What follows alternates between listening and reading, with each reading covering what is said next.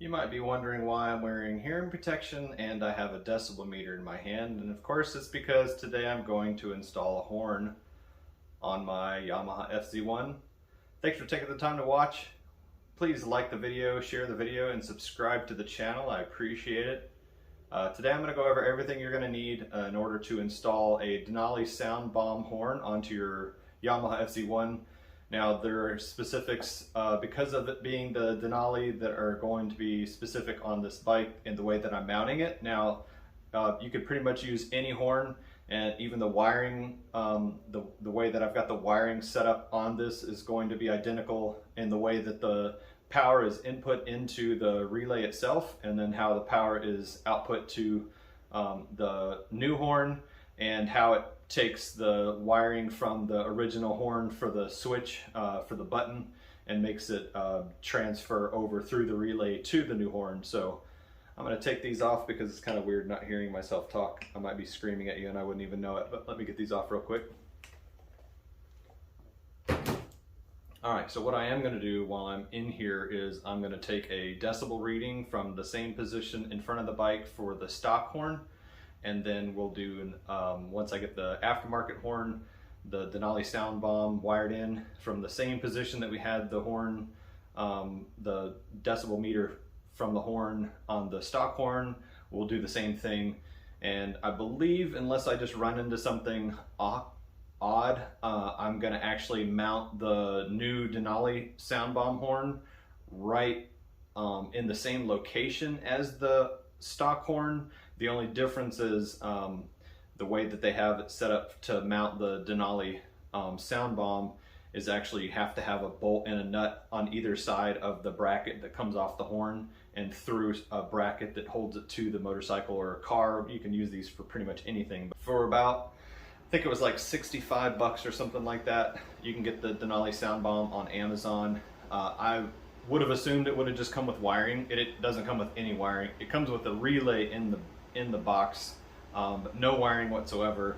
I didn't find out until after I had ordered it that the wiring harness that Denali has is actually separate, and it's another $38. So you're at $100 for the wiring and the horn, and you're going to need the wiring. You need a relay, you need a fuse line to the battery, you need a negative terminal to the battery, you need the terminals that go to the original switch to the stock horn, you need wiring that's going to go to the new horn, you know, and it all has to be passed through that relay correctly. And Denali has a wiring diagram in the paperwork, but doesn't actually tell you, it doesn't actually come with the wiring harness from Denali. So I found another brand that I've used in the past called IJDM Toy, and they actually have a wiring harness that's like 12 bucks. And so I ordered their wiring harness and got it in the next day, and I've already taken a look at their wiring harness, and I can already tell that it's going to work. The inputs and outputs of the horn are the same, to the horn from the relay are the same. It's actually even the same numbers for the locations of the pin, a 30, 85, 86, and 87, and that's all in the wiring diagram. And I'll post the wiring diagram just so that you can see the wiring diagram that Denali sends. The only thing that's different about the horn kit from IJDM Toy is that it's actually built so that you can put two horns. So like on a car, you could have horns on either side, on the front radiator support, or whatever. And so I'm not going to be using one of those. IJDM Toy kind of did it weird where two of the lines have just a black sleeve on them, and the other one has like the small corrugated looking piping on it. And the way it actually works is the wiring that needs to go to the factory switch is one of the black cords. This just has this one of the positive and negatives. It just has a black sleeve on it, and the other sleeved black positive and negative wire are actually for one of the horns, and the one that has the corrugated piping on it is for one of the horns. And so it doesn't really make any sense. You'd think that maybe the corrugated pipe, because it's just the one piece that's corrugated, the one corrugated pipe would go to the factory horn switch wires, and then the two that are the same, that are the black wires with just the black sleeve on them. Those would go to the horns, but it's not like that. So you do need to check the wiring. One of the things that I checked already on the motorcycle itself is you can take the terminals off the battery, and you can see that one of them is kind of in front of the other, and then you can take a multimeter and plug those in and then turn the bike on and hit the horn button, and you'll see whether your multimeter is reading negative. If you have it set to DC voltage, you'll see if it says negative. If it does, then that means that the negative and positive are switched. And what I have found is the longer wire that's closer to the front of the motorcycle on the horn is actually the positive, and the shorter wire that's closer to the engine of the motorcycle is actually the negative. So for reference, for yourself, you can keep that in mind.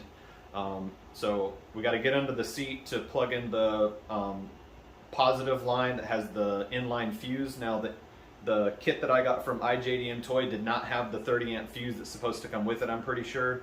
And so I actually had a 30 amp fuse. It's the green fuse. They're the bigger fuses. So you know, make sure that you have a 30 amp fuse if your kit doesn't end up coming with one. And I'm just going to make sure that I have the old horn wired in, and we'll do a decibel test, and then I'm going to route the wires the way that I want to, just to make it easiest to get around from the back to the front, and have the wires kind of tucked in and kind of out of the way. I don't want anybody to look at the bike and be able to tell that there's an aftermarket horn on it. You won't know it's aftermarket until I hit that button, and then for sure you're going to know it's on. The rating on this horn is actually 120 decibel, up to at 3 feet. So you know, it'll diminish as the distance grows, but that's probably what I'll use as my rating for the stock horn. About 3 feet, we'll take a meter reading, and then at 3 feet on the Denali, once we get it installed, we'll take a meter reading. And what I'm going to do is I'm actually going to unbolt the factory location of the horn the way it is now. There's actually a bracket on the triple tree, and then there's a flat flat plate, kind of like a bar mounting bracket that comes off of that plate and then goes to the horn. Let's get started and hopefully wrap this up soon and get our testing done. So now we're directly in front and 3 feet out right to where the mic is right now. That's 3 feet.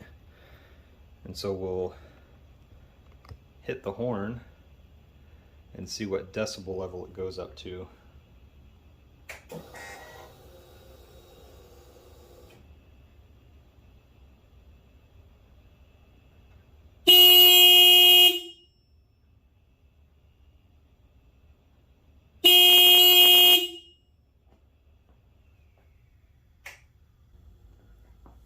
So there's the stock horn, and as I mentioned, one of these wires, this wire is a little bit longer. That's the positive. This wire was a little bit shorter. That's the negative. So the one closest to the front of the bike is positive. The one towards the back is the negative. So you don't have to meter that out yourself.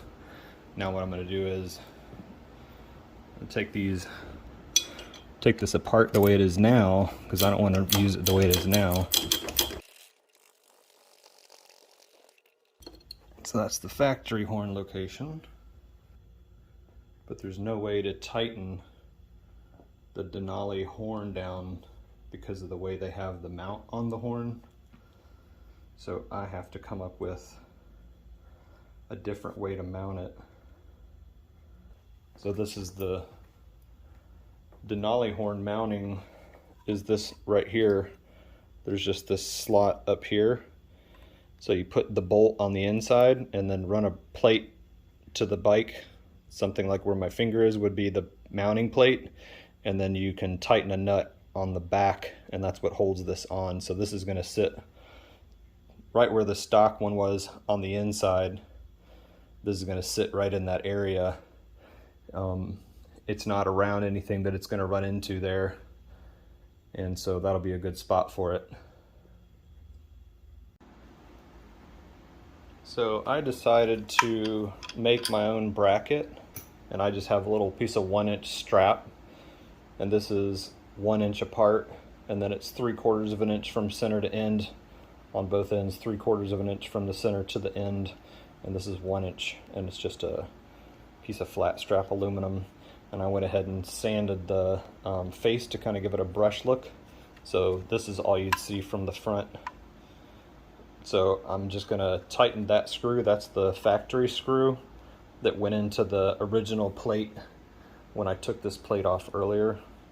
I'm just gonna go right back into that same hole. It's got blue thread locker on it.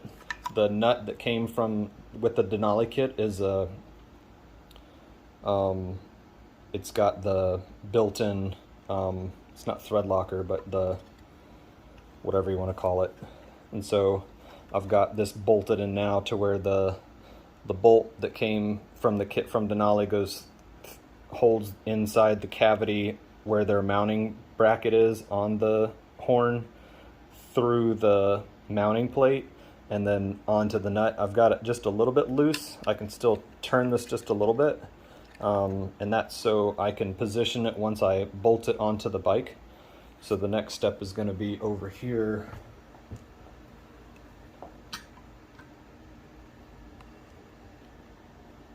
That's that hole there. So that's where this horn is going to go through here. And then I can tighten that bolt, the original bolt that went right into that hole. I can just tighten that right in. And that's a 10 millimeter, I believe. So I should be able to get in here. Probably not with the camera, but that's the next step I'm going to do is get in here and tighten this, where that, tighten that bolt right there. That's pretty much all I'm doing, and then I'll make some adjustments and then tighten the nut on the back of the horn. But where it's at now, let's see if I can arrange this tripod a little bit better where you can still see.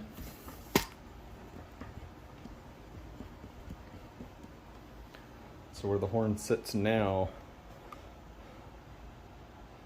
that's pretty much where it's going to live, and I can actually turn the handlebars all the way around, and it doesn't run into anything. So that's kind of key. Should be good to go. The next step will just be taking the wiring end that's left. Like I said, there's two horn. This is for a two horn. So these two are actually meant to go to two different horns. And like I said, one has this kind of shiny sleeve and the other has this like corrugated. So I'm probably just gonna tuck in the shiny sleeve one because it's shorter and run the corrugated one and kind of roll it up nice and tight out of the way, and then just plug in these two to the new horn.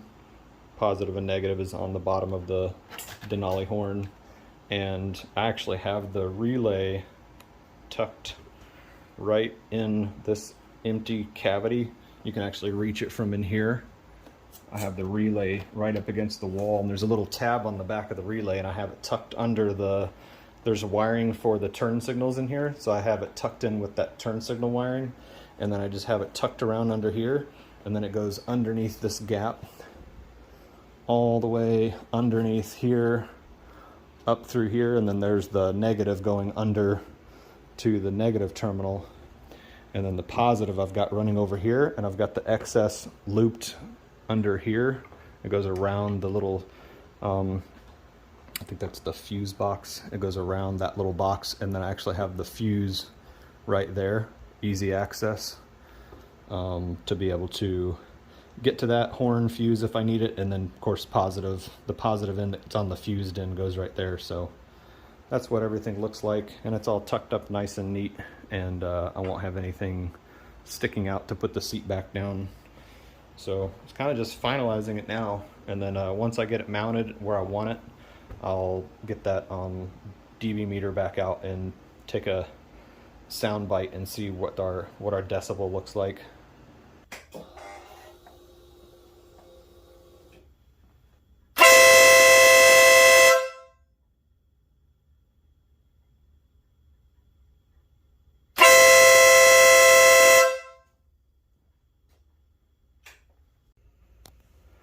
So the installation is all wrapped up. I've got that the bracket that I made here bolted into the stock bolt with the bolt that came from Denali bolting on the horn itself.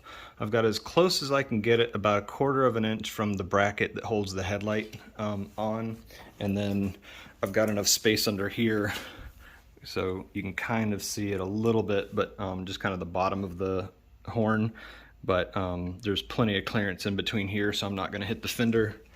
And then I've got all that wiring that I mentioned kind of tucked in here. Instead of just cutting the ends and redoing it, I just zip tied it for now inside here. And then, like I said, I've got my relay right up against the wall, and the little tab here kind of tucks in under these wires so that'll hold it in place. I've got the little plastic piece. I've got the little side vent, the kind of louver piece off for right now, just to show you that.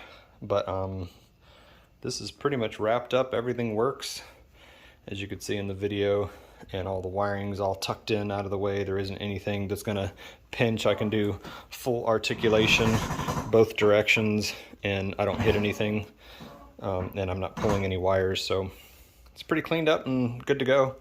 We'll have to wait and see who our first victim is. Thanks again for taking the time to watch this video. I have wrapped up installing the Denali Soundbomb horn on the front of my FZ1. It is actually in the factory location of the stock horn. I've just taken the brackets off and made my own little mount out of just a piece of flat aluminum 1-inch flat strap. Now you can just make it out of any bracket, any plate, any metal you have, stainless, mild, aluminum, doesn't matter. Aluminum doesn't rust, and you can kind of polish it up and it looks nice, looks like it's brushed. But everything's wired in, nothing is in sight. You can't see anything except from the front. You can see the bottom of the actual horn. So the horn, where the air comes out of the actual Denali Soundbomb horn, the horn part is actually lower than the headlight fairing, so all that sound goes out. And I believe the difference between the original horn, which has kind of a beep sound to it, sounds like Roadrunner. It was about 120 decibels at 3 feet. The difference in the Denali is it's actually like a train horn sound. I mean, it is like air horn, and it's closer to 130 decibels. If you have any questions, leave a question in the comment section. Make sure you like the video, share the video if you know of anybody that's looking to swap a horn on their motorcycle, and yeah, subscribe.